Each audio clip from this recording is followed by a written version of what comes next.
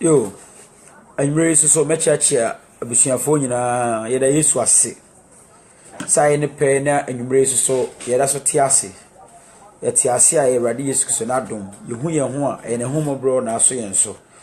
Edon yi de ye hia mu de Awurade asem na ye no kre no. Asem na eye tumi no. Asem na eye ugya no. Ebro nipa. Sa asem yi na gi onipa firi ohaw ne amane nyina mu. Asem yi na beje wo haw ene wa mebrese nyina afiri mu. Asem a me de bra wi Yesu Kristo na asem. Asem no Nyankopon soma no asem no a eno ni Yesu no. Edon asem a de bra nya say Jesus Christ is the word of God. Yesu Kristo no no ni Nyankopon asem. Yesu ana wo hunu a ubenya wiase ne ma nyina. Kristo Yesu, he is the word of God. Ono na se wo ti ne anase wo hunu a o ha ono amane nyina obagye wa firim. Eno ho asam ne don ye de bro. Ye be chia ahwefo nyina menu Matthew, Nyankopon hyira wo pa. Onyankopon ani monyam wo. Udi na ye hyira no edon yi se wonsem aye no kre no, wonsem aye tumi no, wonsem aye ogya no. Wonsem a agi onipa firi amane ne ohaw ne dadwen mu no. Ye de brɛ wo ma don me ne ka me ho na ma atiefo a otie me ne huru se wo ni Kristo Yesu wo na wagye Yankopɔn soma wo ba asase bra wiase nyina duru sum ne mu ye den no ɛdon yi fa me so kasa ne tu mafo na wo ma so huru na se wusane bie wo a wanya ogera ba we ni ade a me sɛ wo Yesu di mu amen and amen. Mechiachia ahwefo nyina menu ano mechiachia mo fele mo apia mechiao ma me ne ma frempo mechiao mini asusu James mechiao pa edon yi asem ni nyina ne say Yesu Kristo eye Onyankopon asem na ne bese me yi secret bi kire before me kire me be free ase ya na me kire wade bese me yi picture bi kire am say picture we bese we picture we yi pa mini he picture we yi aha picture we hwe ni pa so ho aha de kire wadwen bia obetimi a type aba bibi a kire wadwen bia o ne teacher yi mu ubetimi a type and ubetimi a comment hwe picture we ye pa o so ho picture we na ene wi ase nyina se eno ni Jesus Christ he picture yi o he picture we yi picture we enya we ni Jesus Christ o picture we de eye nipa bi we movie actor aha ye fe na Robert Powell picture ya wo hwe pa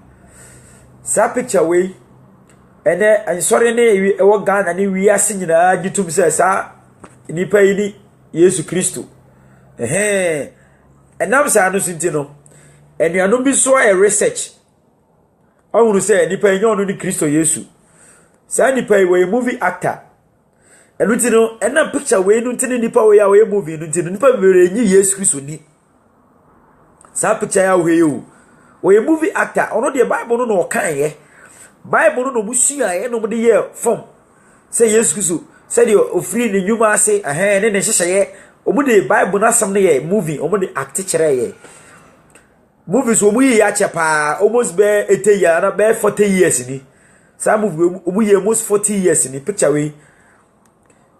ba mountain no almost 40 years ni anu tamani pa bebre ni say sa ni pa ni Yesu Kristo no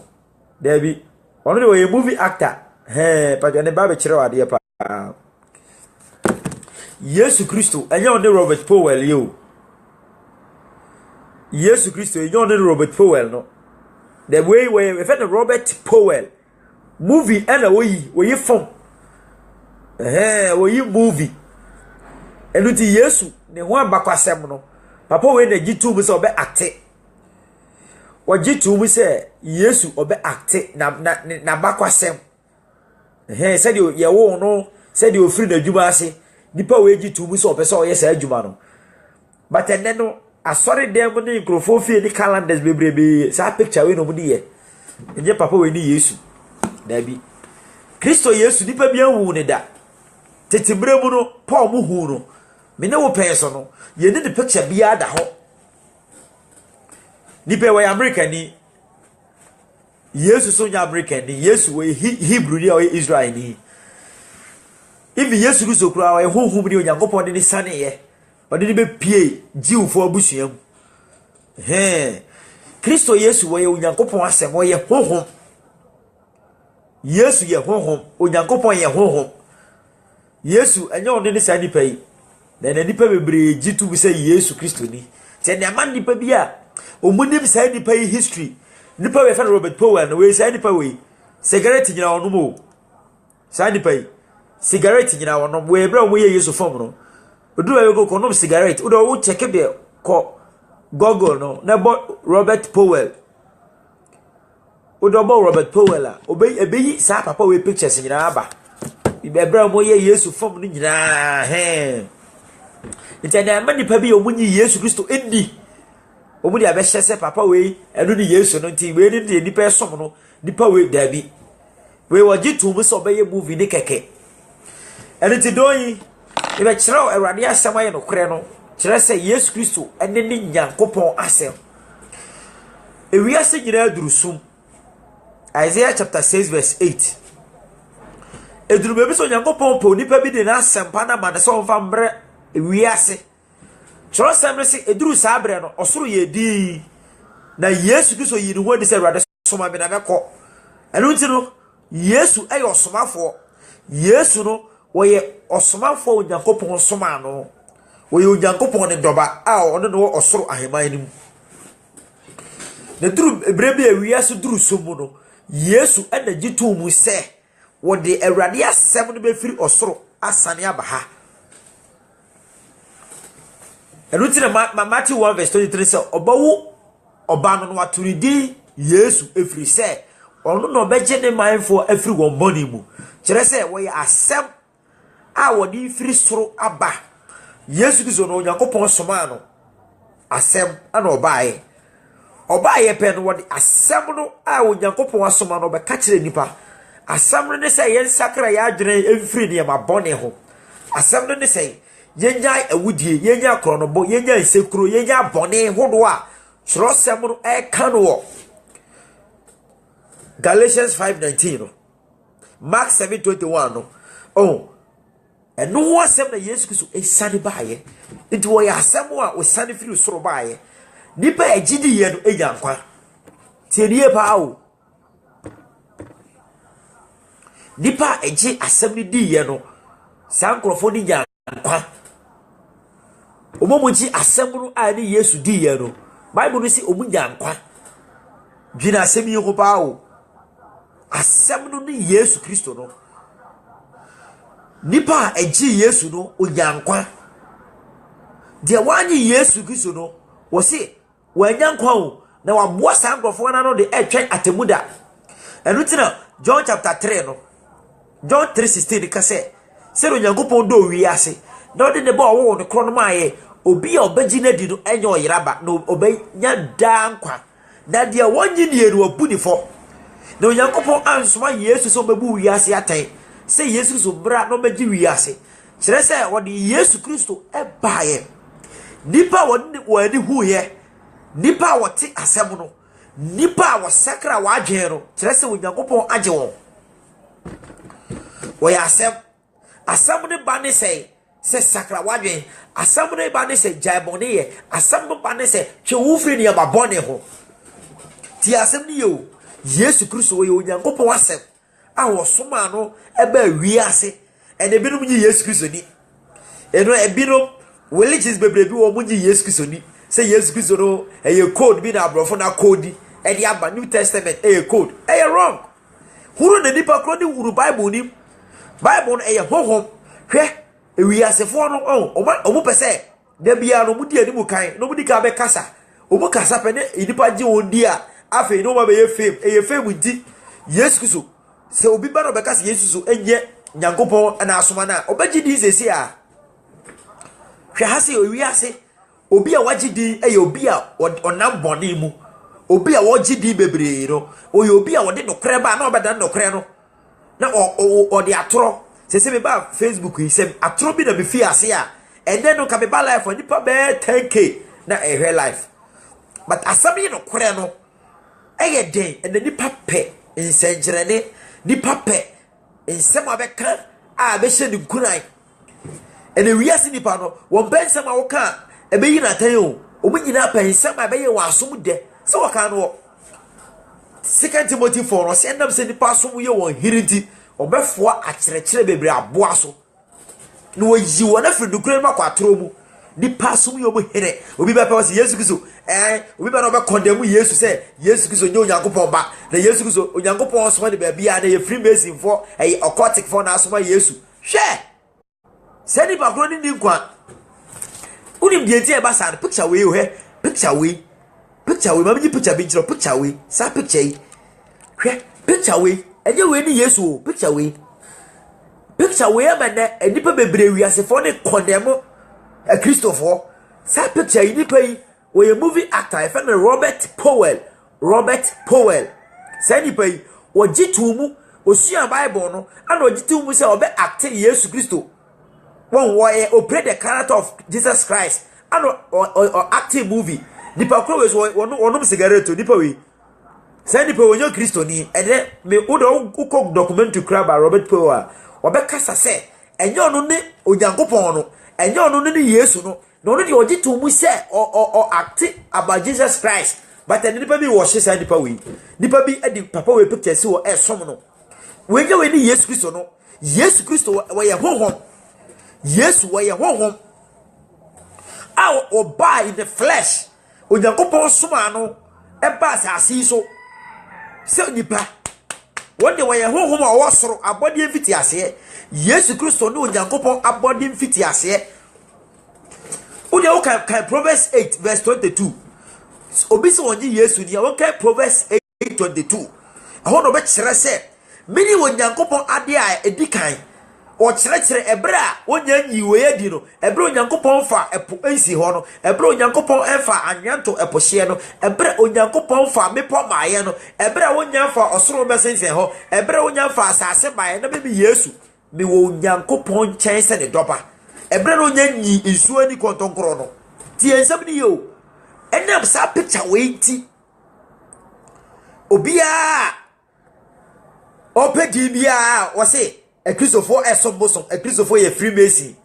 debi picture we nyo no Jesus Christ hwediye hwe picture we ye friend Robert Powell Google na hwade Robert Powell wono ogitum so be act Yesu form keke enye send pe we ni Yesu ena picture we nti send pe we da so tiase send pe ye o ye sa afum da so tiase amanne obonsama soma ni pa bebiri abegu adwuma ni esen Yankopon adwuma ene be so nkyere wade kakra bi de ka nya se Yesu Kristo ye Yankopon asem eno na wugidi abenya nkwa na se wonyini ya wonya nkwa da ti nsem ni ye Yesu Kristo so mo anya force na eso so Yankopon hye se ye nsakra ya adwen na se yedimi ye nsakra ya adwen obebu ye fo sa papa yi a fe ni Yesu Kristo no onu Yankopon di atemu ase ne nsem to so Yankopon mu obi aten no di atemu ni nyina hye Yesu Kristo nsem John 5:22 o di atemu hye Yesu nsem se Yesu ni yegini di ni yegini di a ye benya nkwa na se anye Yesu Kristo na ni a unya nkwa hwe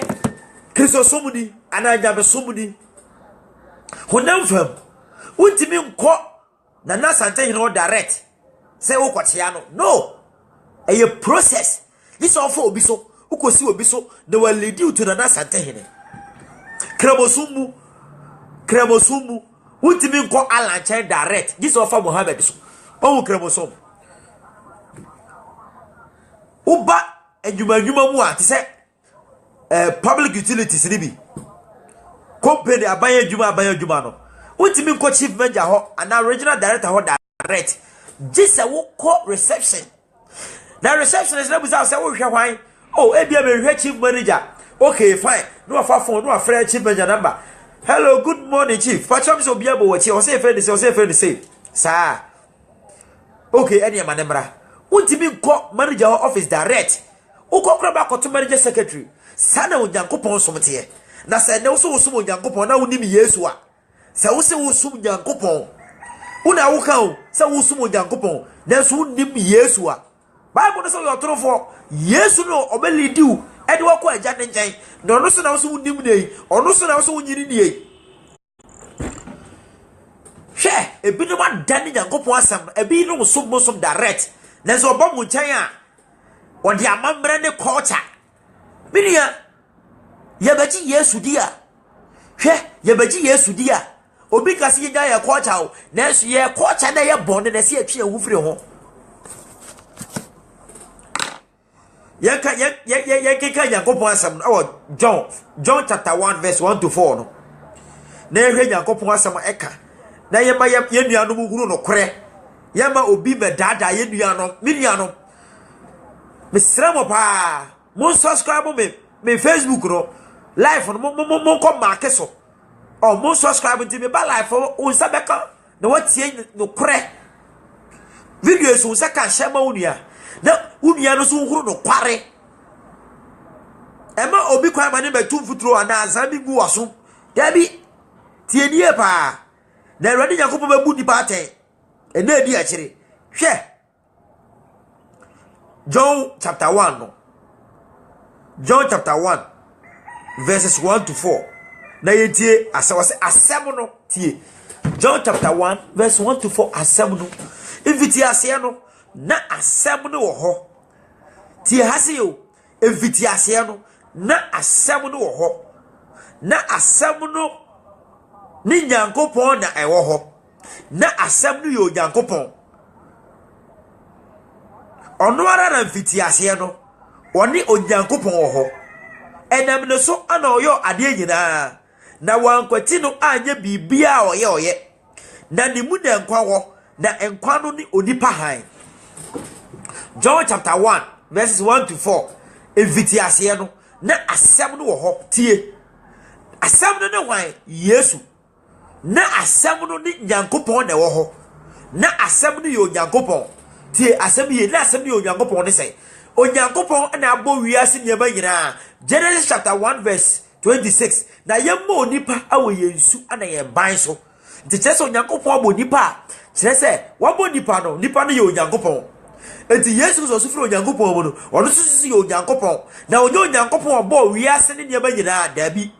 Onyankopɔn abɔ so ne asase ne hɔ no agya no Yesu no so ɔyɛ Onyankopɔn no ɛno ne sɛ kyerɛ sɛ Yesu Kristo firi Onyankopɔn mu te sɛ wo papa di da so te ɔsɛ asɛm ne Onyankopɔn kyerɛ sɛ Yesu firi Nyankopɔn mu ana wɔka sɛ ɔnam Yesu so ana ɔyɛ nneɛma nyinaa biria what is ɔsɛ nam Yesu so na ɔyɛ nneɛma ɛwɔ wiase nyinaa na wankwati no anya bibia ɔyɛ na sɛ opɛ Onyankopɔn asom no a ɛsɛ wo difa Yesu so without Jesus no there is no life no Jesus no life so woni Yesu woni nkwa wo nkwa wo ahome a wo de home nante na so woni nkwa yɛka sɛ woni nkwa kyerɛ sɛ ogya wasiesie ama ne bɔyɛfo no bɛka ho ɛde birim sɛ egya bi a mfiri soro bɛhye nipa na wɔn kɔmfa nipa nto gyam wo se ne mu na nkwa wɔ na nkwa no ɛne enipa han Yesu ne mu na nkwa wɔ na ne nkwa no ɛno ne onipa han kyerɛ sɛ wo no kware hwɛ ebra wo ti bɔne mu ebra wo bɔ wabra bɔ sɛ deɛ wo pɛ saa bra no wo yɛ sɛ deɛ wankasa wo pɛ o wo di bɔne wo nam kwa hodo so a wo di bɔne na so bra behuru Yesu no wo huru sɛ na wo twen bra afa prantwa nyɛ hɛ ebire mo so mo nyi Yesu Kristo de no tie nie pa ebire mo sɛ o mo nyi Yesu Kristo ni tie nie aduanom bi sɛ Yesu no mo nyi ni ebirum de aka so mo nyi Yesu ni o mo si Yesu no mo nyi ni Yesu ba obaye no wan wo twa natro Yesu se obi a opɛ obone so bi bo asomwe a fa we ma ne emonka ho nipa ne yasomdwe ni o se so bi so begegyew ene wakokwansiri baako a woni ne nkɔ nkwansiri miensa ana mienu obi a otete wo na bi pakro na wo se mo amusi Yesu Kristo woni ho no Yesu Kristo that never exist no ebirim si Yesu Kristo kra se obi bo abo fa hama no enti Yesu no basa o kyerɛ sɛ miria Yesu Kristo no wono no wo ya asomdwe ni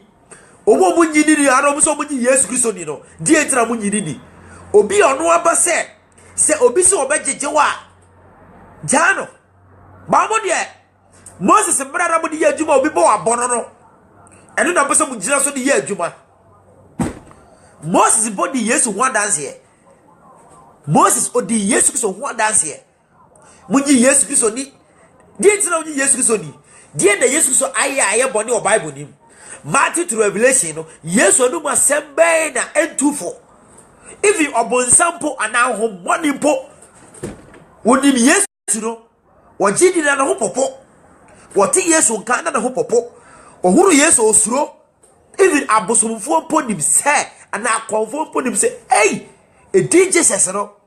eno de amasa nipa nyamu nkwa hwe Axel was see a dimmy the soro,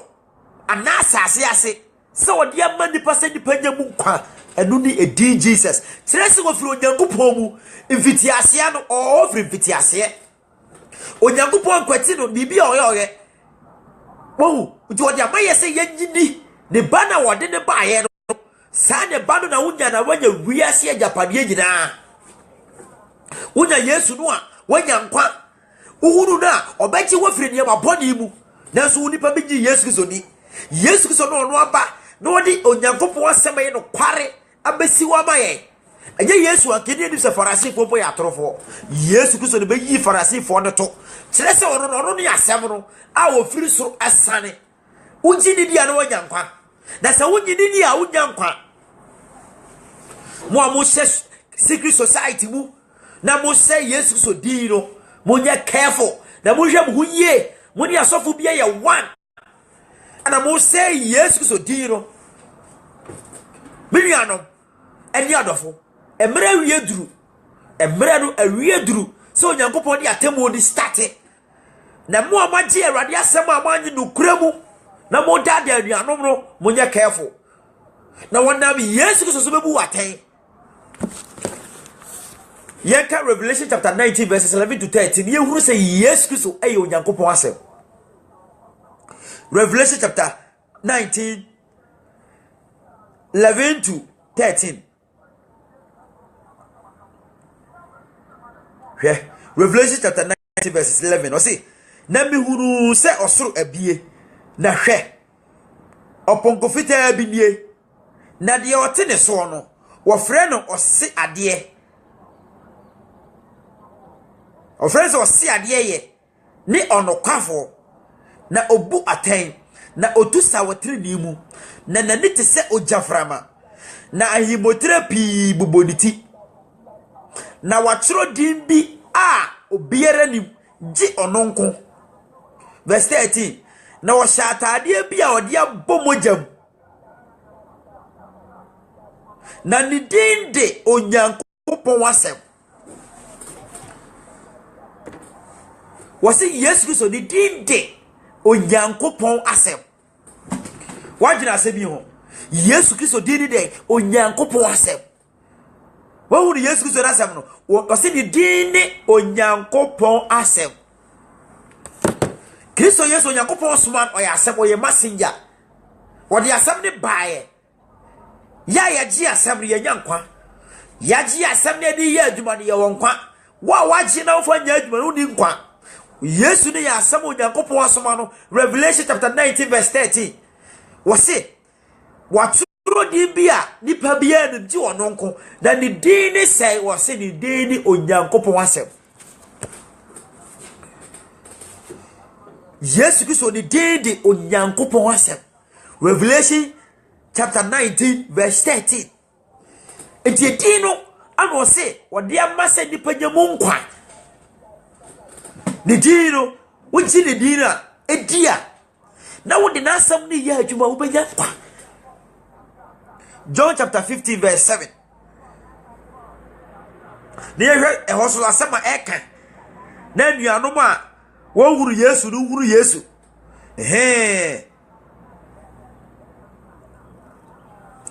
hwe as Yesu no se dini Onyankopon asem yentie se mutena mi mu na masam tena mumu a mobesre bibia mope na be ye ho amamo se mo tena mi mu na ma asam ne tena mu a eno na mo be sere bibi a mo pe na be ye ho amamo dwina se bi ho pa se mo tena mi mu na ma asam tena mu a eno na mo be sere bibi a mo pe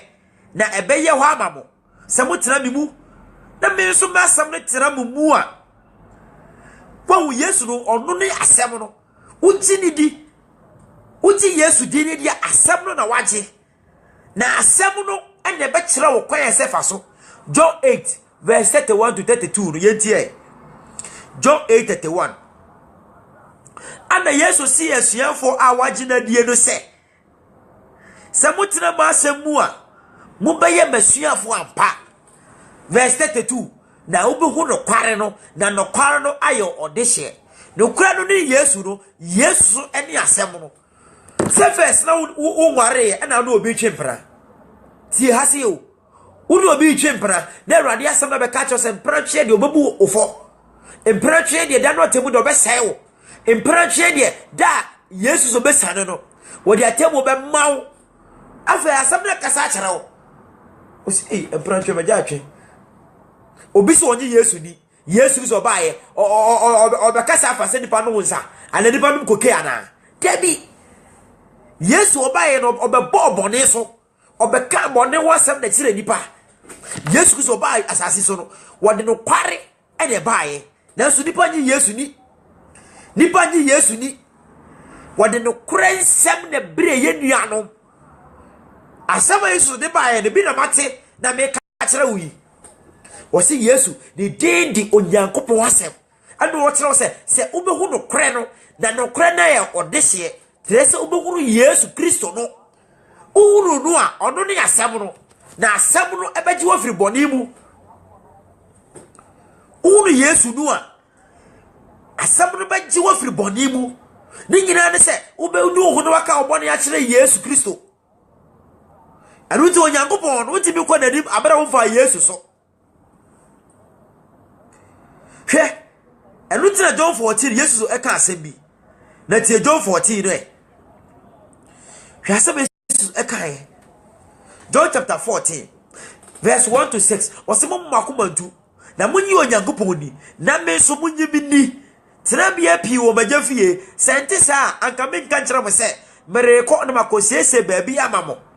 na sameko na mikosiese baabi mamo a mesa ba mo nchen na mebe fom akọ mi akasa me nchen die me wono na mo so maba ho na fa ko a mere kro no munim kwan no ana Thomas se ne se Awurade yeni fa ko a wokọ na be ye de na yetumi ehuru kwan no verse 6 Yesu se mini kwan no kure ne nkwa obi ma ajan change so na me so Yesu wose wono ne kware eruti obi a wonim Yesu no yotrofo Yesu no ne no kware no kure na nkwa obunsa betimi akase no kware no kure na nkwa no obunsa wo ya tro azan ani owuo obunsa no ti mu amunyi Yesu ni no qualification we na mo qualify for sane ma we atro awudie ana wuo ba Yesu wo se ono nko na timi ba wotimi gas ono no kwan esoma hodo wo wiase nyina obia no otimi gas me no kware no kura na nkwa da esoma hodo lord free mercy diebe obia ni wo otimi gas me no kware abusianfo mo be ye ya daji yi da Yesu Kristo no ne ba ye to so mienu nadu wona onyankopon asoma so babu wiase atai awotre ne ho da se Yesu ni sane a menua ahobo be na waye Yesu Kristo no ne asem no ti se wo chi asem ni dia na betera omu hwe sa asem ni onyankopon soma ma ne ba mere nchen se ubenyi se ogigiye e ho no ogi se asemi na to anamako Sara nchen Sara gidie pe no ogi se ye asem no eyetumi asem no ugide pe ba betena omu to so mo maji asem ni asem na tena omu ana asam ni edi wo mu dwuma owia wutie me ma ho kwan Awurade asam ne betena wo mu na se Awurade asam ne betena wo mu a eno na obesere de wo pɛ ne bɛyɛ ho ama wo. John 15:7 sɛ motena me mu na ma asam ne tena mo mu a Yesu ne asam no motena me mu ɛyɛ asam no na ma asam ne tena mo mu a mo bɛsere de mo pɛ. Me nua mu Yesu a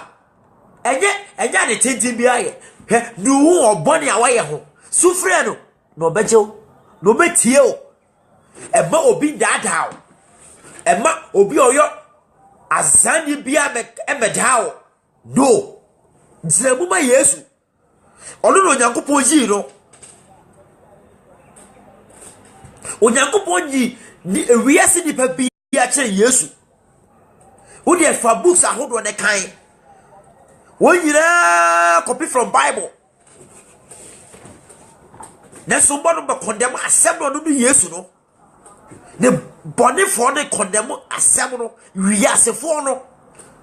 wona tete sem edomo se Nyankopon adwuma omude o matete sem no bonsama sefo ne do atete sem se Nyankopon adwuma omude o matete sem no ko cha ne amamre epese wo se Nyankopon adwuma no na bi nuam yadofo momo mo adi nda ho na atrofo abu adadafo abu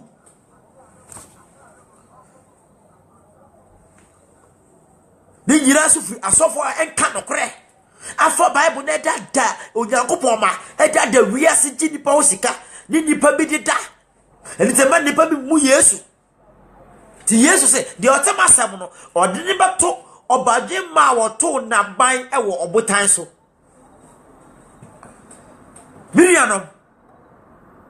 die na wo twen die na wo ye na asem ye no ni Yesu eye free no yenti mini ho danse nkire ye nuanom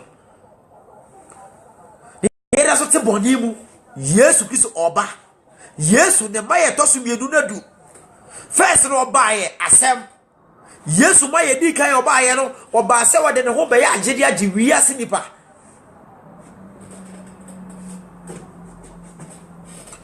Kristo Yesu sane basa asiso no wode ne ho be ya agede obeye ntomango ebepepa boni e wo wiase wokoi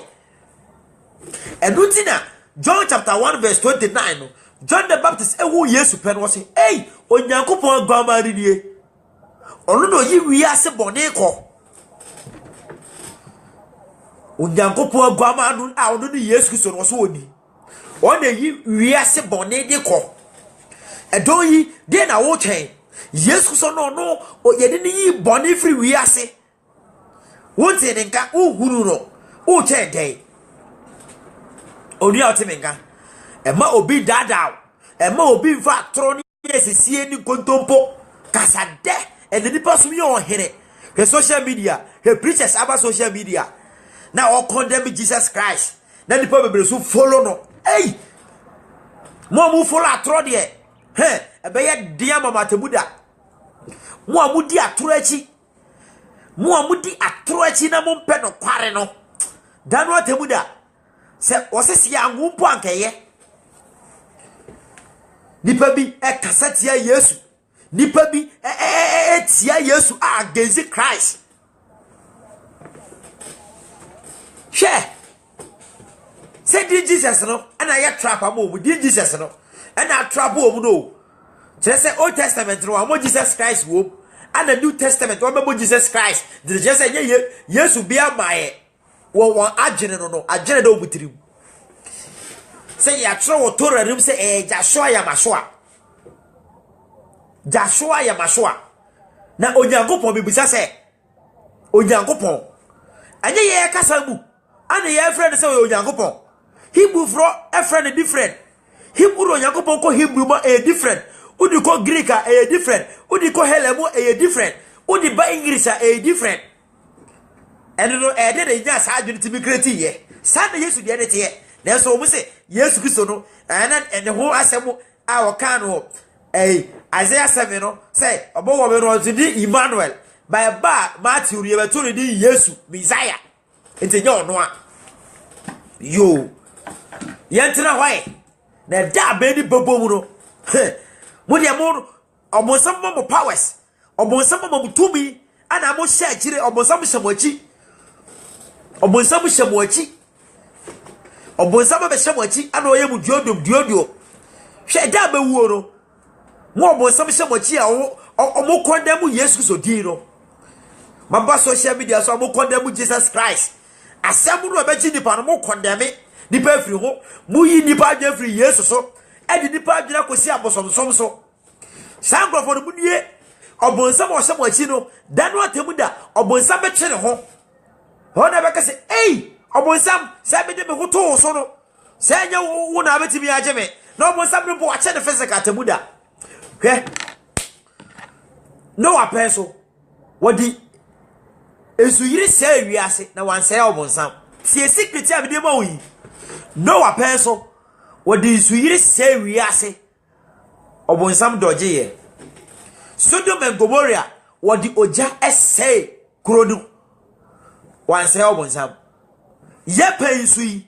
wodi oja a enum da Sodom and Gomorrah oja ne dubiye no what time ensuo ne chai ensuo ne te menye wo pensui a nipa bi enam kuntu ase dada wo se Yesu Kristo bia ni ho no na so wagi na di no na wo de na asam ye adwuma no ogba life no so ba life no kreba wo ma ya ye de no krebra wo no ye ba life wo ma dano atamu da no wo se na wachi obonsam Revelation chapter 19 verse 20 wo se na atamu da no wachi aboa no obonsam ni adifo atrofo no ene wona adifo atrofo no ye woni miracles no wo che waka ho no de won nyina gu oja edum dam baby ya yesha kontrona nipa pe wona woka ebirum so sua de oba woka history kirawo woka history na abakwasam na wasomo ya uda na wadwirimo ya obebrebe so obonsam na asem ya okabie to asomu na wa wiya wa firi onyankopon asam no ho na John 10:10 sese wo se wo wi form ma tie ase yo hwe niema wo ye nyina ye hu dada niema nkofo social media so ni ensam omu keka no ye hu dada ye nyon ma sofo ina ma wo nyina ba mu asofo mu ya baifo asofo mu ya kronfo nipa kumfo asofo munti mama nkrofo se nyankopon adwuma no na munnie ewo atemuda munnie asofo mu kanokre munnie ewo atemuda so nyankopon be sai mu nyina danu atemuda no so nyankopon do ja enum da be hyemo mo amu ya baifo no ma fa Bible akuta no ba betra radio so ni TV so na mo ye ne ma bone na enanipa bi wo wiase a ono so kansemfo munnie na danu atemuda no wo se na onyankopon atemu na ntwentwen ase sika beta tu no wo se na difo atrofo wo ma animu se dia kyerɛkyerɛfo atrofo beba no tiensam ni yo one of the oseye fikusemba be shem akyerɛkyerɛfo atrofo no omu ye dangerous ebirum frɛ wo teachers our social media so dadamo wo se akyerɛkyerɛfo atrofo no wo di oseye fikusemba be sha adwuma nim na wa power ready a to no ogi woni mpo wo se na sankrofo ni nti no nipa bebre beka no kora kwan no wasem bone so wo huru asofo am ka no kora enuti mama nipa bi a wo free bonsamu direct e condemn ye na Awurade Yesu Kristo she mama ye ni na ho pa wo se sankrofo no watamu ntwentwen ase she Awurade be twi waso Awurade be bo wo ma ona wo ba obe disi obe sopa ye na Awurade Yesu Kristo no ene de mo wonkwa o na se wu to abaye de oba obe kire se nipa de ye nipa wu na ye ko na eba atemo bi edi ba bia enti mo nkosana mo ntra mo boni mu mo nkosana mo nyane ma mo pe mo nkoso ye wadwuma didi nanom na da akofo ibasa no beka krofo ibasa no mu beka mu didi na mo nom na mo nda mu wu na mo ko share sakra wajen she wu fra trofo no ho da Awurade Yesu so ne maye na du the kingdom of heaven on Yankopon asem no enu na make akere wi asem na ye ahenie no asem na ye tumi no asem no an osoma ema ne baaye asem ni na aduanum bi no modane asem no aduanum bi no mo nka nokre aduanum bi no mo de atoro ne fekusem ba hye asem ni mu enu tina 2 Corinthians 11:13 ni ka no wo se na sanni pe ya asomafo atrofo adwumayefo dadafo awadane wo ho ba yese Kristo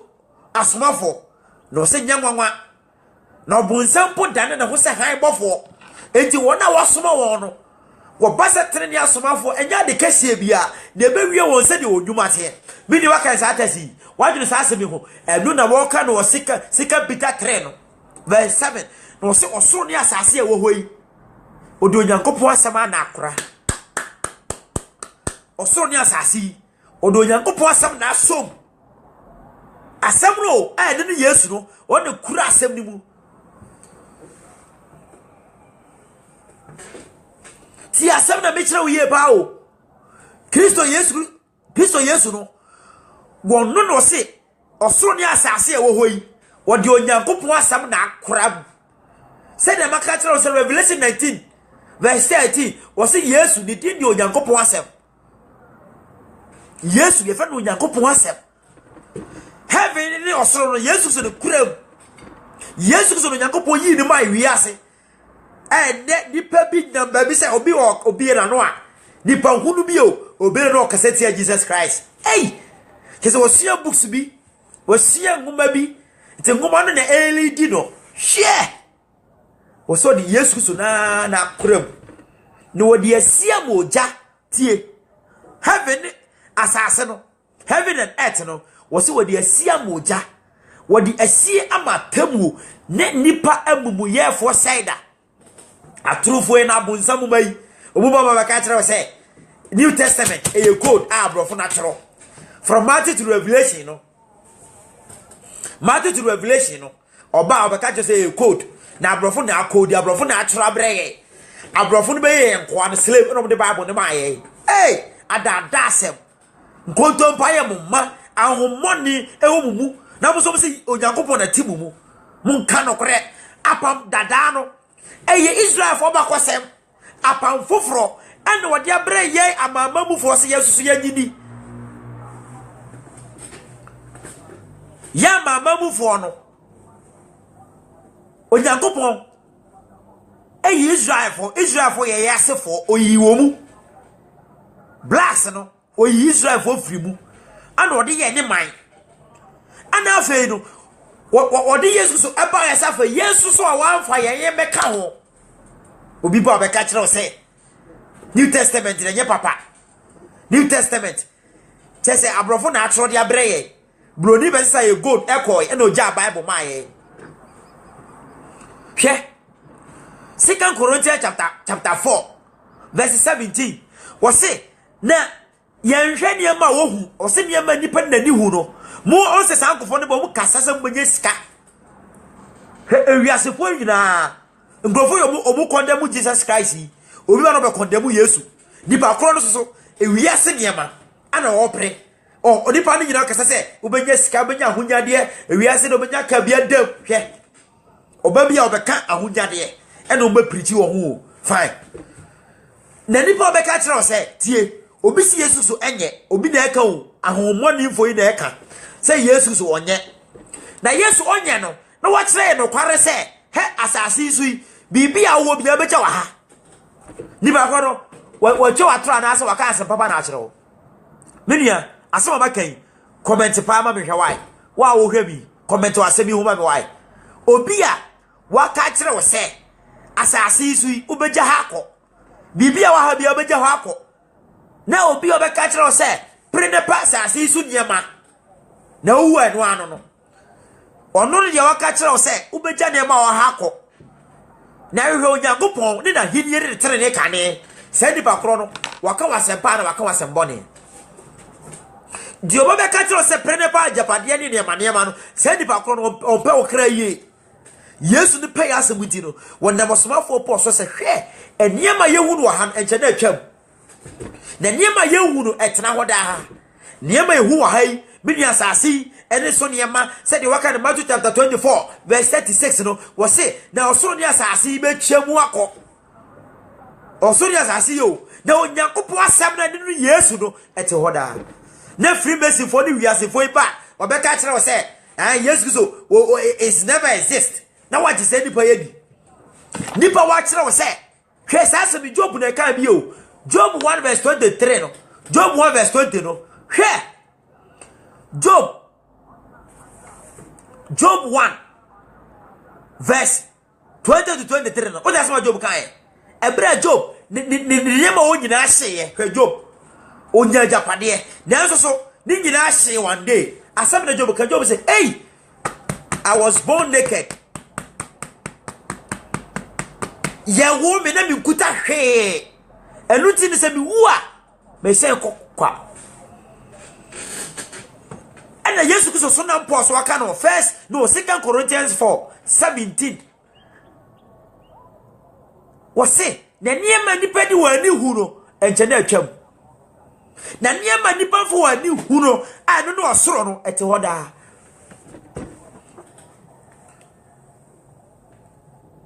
na o wiasini bi abeka kire wo se Yesu never exist na Yesu na no agina Matthew 16:26 say so nipa nya wiase japade nyina na wo hwere wo kra efo so be na obenya wosi say nipa na wosi unya wiase japade nyina hwere wo kra nkwa dia na ba wosi say nipa kwa no yotorofo de je say wa wo kasa ro yo befo mani abre pa o Yesu Kristo no wonu ni onyankopon asem a wodi bebu nipa aten hwe atemuda no onyankopon ha no hu a watemuda hu na asem na waka no hwe wo de the Bible no Matthew chapter 7 verses 21 to 23 no Matthew 7 21 to 23 na yinyina yenkan Matthew chapter 7 verses 21 to 23 enye wona wasemi se awurade beko osoro hwemu na obi a woye magya owo so na pede eda no wosi ni papi beka trem se awurade yemfa wodi nyesei yemfa wodi nyesei yemfa wodi nyesei wosi no bepe maka se bo hunu muda na asem na waka no ne bebu wiase aten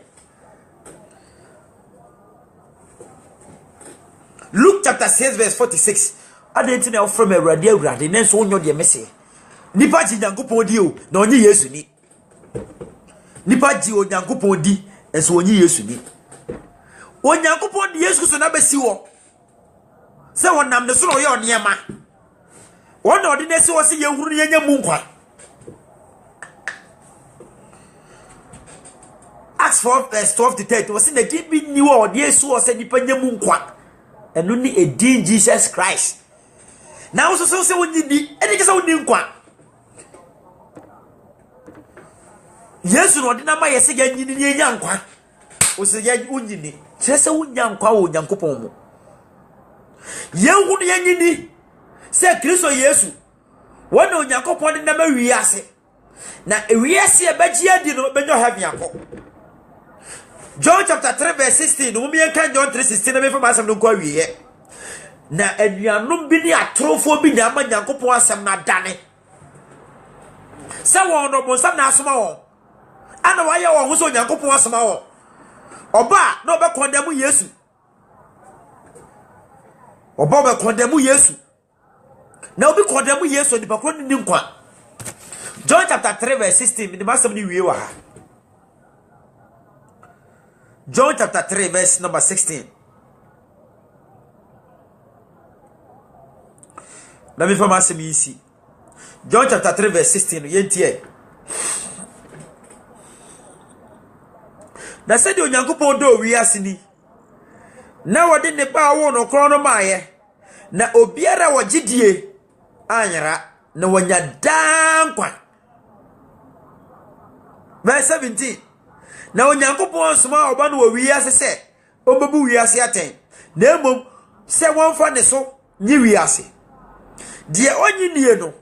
obebu no aten na de osina de wonyi nie no omu no aten na de wo osina de wogidie omu no aten dia wagidie omu no aten na dia wanyidie no wabu na aten dada se wanyi onyankopon doba kro no eni wose na yemu na atemuo no wose yemu ni atemuo no se han no ba wiase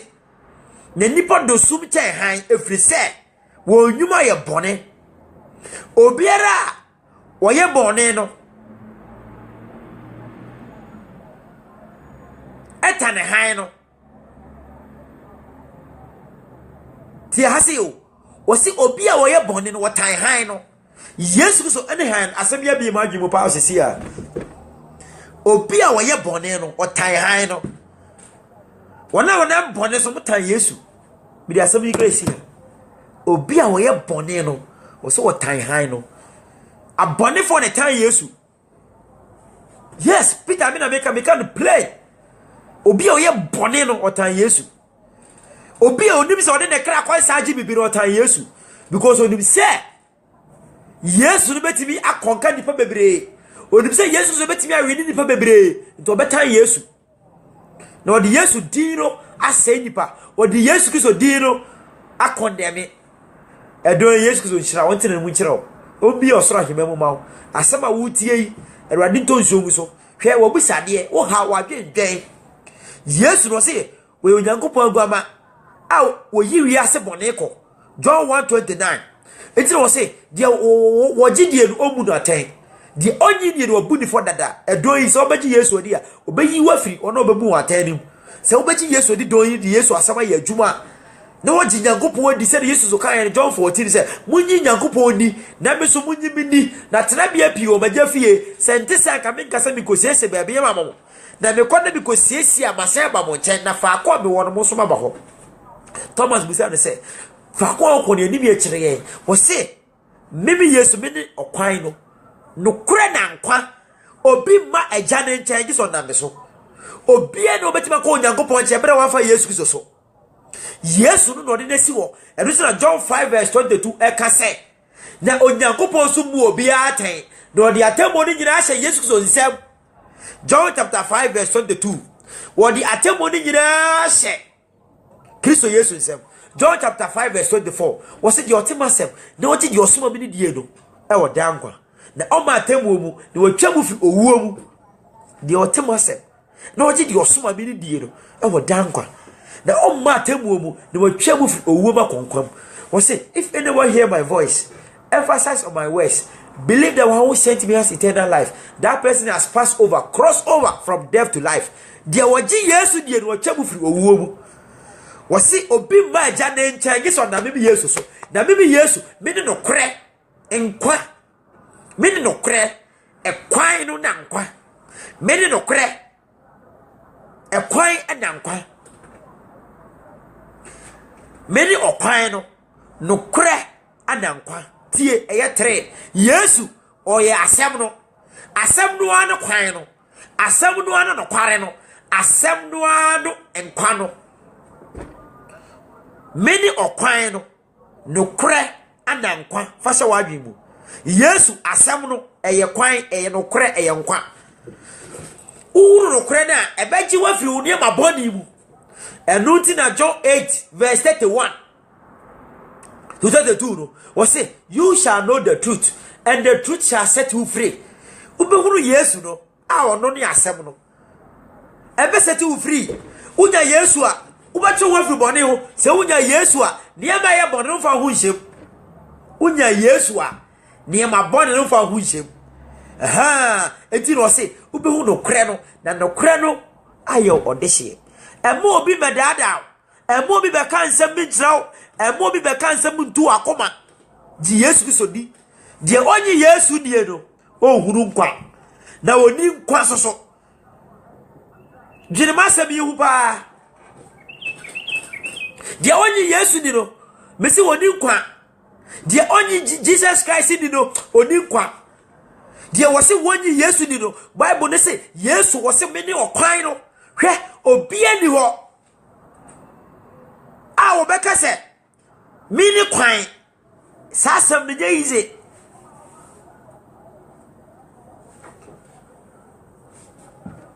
hwe obonsam ebere obedada if our garden of Eden no di asem no kan wo se onyankopon akasa ma muni bia na o se da bi onyankopon ankasa wo se yedi bo se oboa mudi a oni se o se obonsam ankasa o se obonsam sika asem wo se mudi bia mudi bebie kire se onim se onyankopon asem na waka no e no kore no gina so de dada wo mu enti Yesu Kristo no wo ye kwan wo ye no kware opo na obepo ne ma nyina Adam and Eve epu Yesu epu nyankopon no he bra wo bre hwe amane omu ko omu hwe ateti omu fa mu emse nwubre emo bi mama wo mapu Yesu di Yesu Kristo di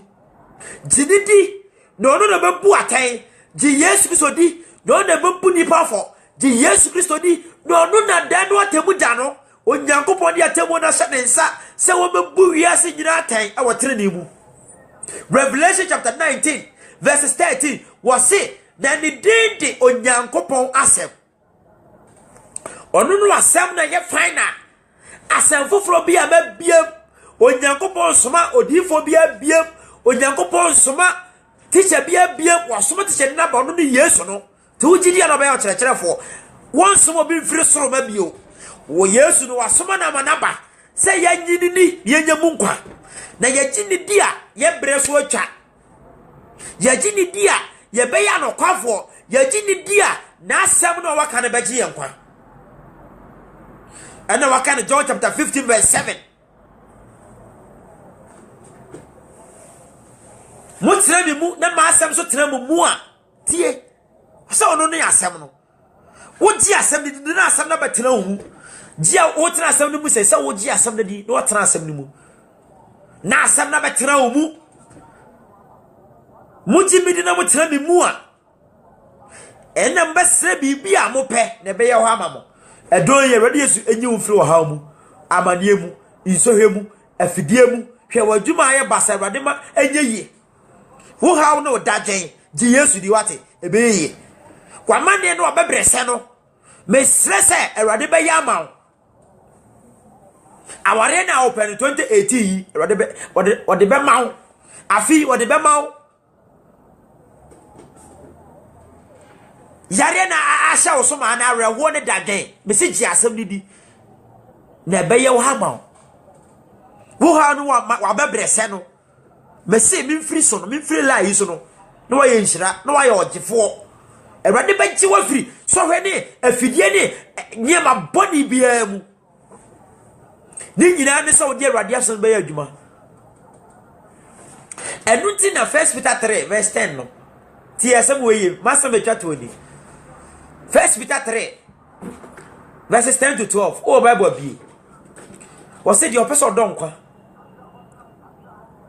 no nya asetena pa no wonhwe na no na anka ndada asem onchiri bone wonhwe papa no oni achiri ti ansem ni yo di opeso donkwa no nya asetena pa no Bible ni nyina ni enyo so fu dem ebe hye nkomo se ubeyese no ni nyina ye wo asem ni gina wo so wa wo hwe mi wa wo tie mi video e wo saka hye ma wo ni awate wa wo hwe mi no wa wo tie mi no se wo pese wo hunu onyankopon ni monyam a o se hwe wa no na nka na ada asem che wo firi boni mu hwe papa na di akire papa no ni Yesu no eno ni onyankopon asem de abrawe papa no ni asem na de abrawe papa no asem am de abrawe no ne papa no di asem ni so ji asem ni di Awurade be ji wa firi wo ha no amane nyina mu 1 Peter 3 10 to 12 Peter Obotan I salute you nyankopon hiraw oda omo ho ban wonye wo kran firi ofirisumfo fidie mu bon sama odi wachi no abayefo atwa wo ahia no me sere Awurade ja se ntwa wo nhia enhye atamfo enyi obonsam ne nema boni nyina firi ho fidie be masusu wo masusu wo adim no afi boko wadim Awurade be mo ye nhira